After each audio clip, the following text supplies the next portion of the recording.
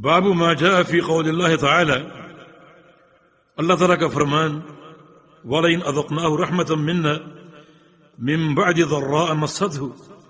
لَيَقُولَنَّ هَذَا لِي۔ اس باب کا موضوع یہ ہے کہ اللہ رب العزت کسی بندے کو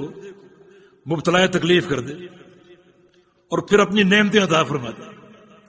اس تکلیف کو زائل کر دے اور نعمتیں عطا فرما دے، کشادگی عطا فرما دے اور وسعت عطا فرما دے، تو اس کو چاہیے کہ وہ اس پر اور اللہ تعالیٰ کا شکر ادا کرے اور اس نعمت کو اللہ کی طرف منسوب کرے، یہ اللہ کی دین ہے، اللہ کی عطا ہے، اللہ تعالیٰ کا شکر ادا کرے، جس کا فرمان ہے وَإِن تَعُدُّوا نِعْمَةَ اللَّهِ لَا تُحْصُوهَا۔ اور تم اللہ کی نعمتوں کو شمار کرنے لگو تو شمار نہیں کر سکتے، اور فرمان ہے لَإِن شَكَرْتُمْ لَأَزِيدَنَّكُمْ، اگر شکر کرو گے تو اور دوں گا، اور عطا فرما دوں۔ تو خاص طور پر ان حالات میں جب بندہ فقر میں ہو، پریشانی میں ہو، مرض میں ہو، اللہ صحت دے دے اور فراخی عطا فرما دے، تو اس کو اللہ رب العزت کا شکر ادا کرنا چاہیے، اس نعمت کا اعتراف کرنا چاہیے، اس کو اللہ کی طرف منسوب کرنا چاہیے، اور پھر حق شکر ادا کرنے کے لیے اس کی اطاعت کرنی چاہیے۔ فرمایا کہ وَلَئِنْ أَذَقْنَاهُ رَحْمَةً مِنَّا مِنْ بَعْدِ ضَرَّاءَ مَسَّتْهُ لَيَقُولَنَّ هَذَا لِي، اگر ہم بندے کو اپنی رحمت عطا فرما دیں، رحمت چکھا دیں، اس کی عطا فرما دیں اپنی طرف سے، منا اپنی طرف سے، من بعد ضراء تکلیفوں کے بعد، مسد ہو جو اس کو چھوتی ہیں، اس کو بڑی تکلیفیں لاحق تھی، ہم اپنی رحمت کا معاملہ فرمائیں اور اس کو آسانی مہیا کر دیں، تو وہ کیا کہتا ہے یقولن، وہ ضرور یہ بات کہتا ہے، یہ کہے گا کہ ھذا لی، یہ تو میرے لیے، یہ تو میرا حق تھا۔ بجائے اللہ کا شکر ادا کرنے کے اسے اپنا کارنامہ ظاہر کرے گا،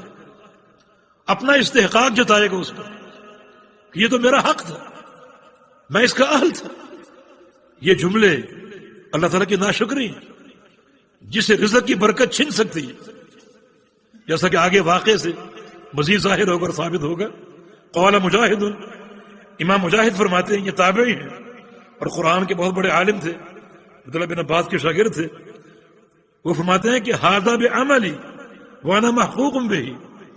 کہ جب اس کو تکلیف کے بعد اللہ کی رحمت ملتی ہے تو وہ کہتا ہے کہ یہ میرا کارنامہ اور میں اس کا حقدار تھا، مجھے اس کا پورا استحقاق حاصل تھا۔ یہ اس طرح کے جملے کہتے ہیں، بجائے نعمت کے اعتراف کے اور اللہ کا شکر ادا کرنے کے یہ باتیں کرتے ہیں۔ وقال ابن عباس، ابن عباس فرماتے ہیں کہ اس کا معنی من عندی، کہ یہ میری طرف سے ہے اور میرے کارنامے کی وجہ سے ہے اور میری ذہانت کی وجہ سے ہے، اور جو نعمت مجھے حاصل ہوئی ہے یہ میرے اندر جو صلاحیت ہے اس کی بنا پر، تو اللہ کا شکر ادا نہیں کرتا، اس قسم کے جملے کہتے ہیں۔ اس طرح اللہ تعالیٰ کا فرمان جو قارون کا ایک قول ذکر کیا، قال انما اوتیتہ علی علم عندی،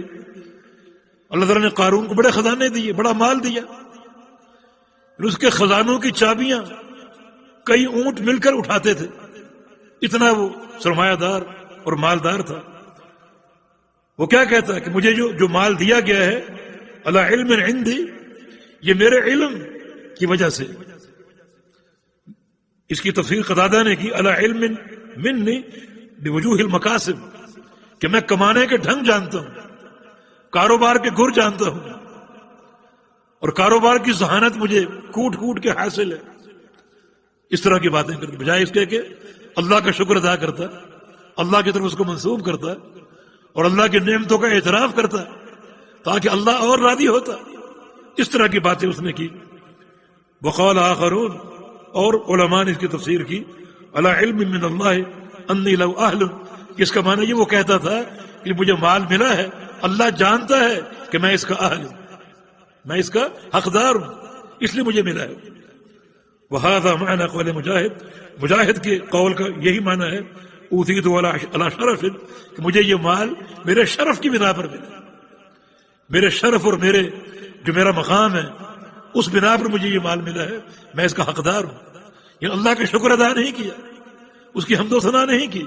بلکہ اس طرح کی باتیں کی، پھر اللہ کا عذاب آیا،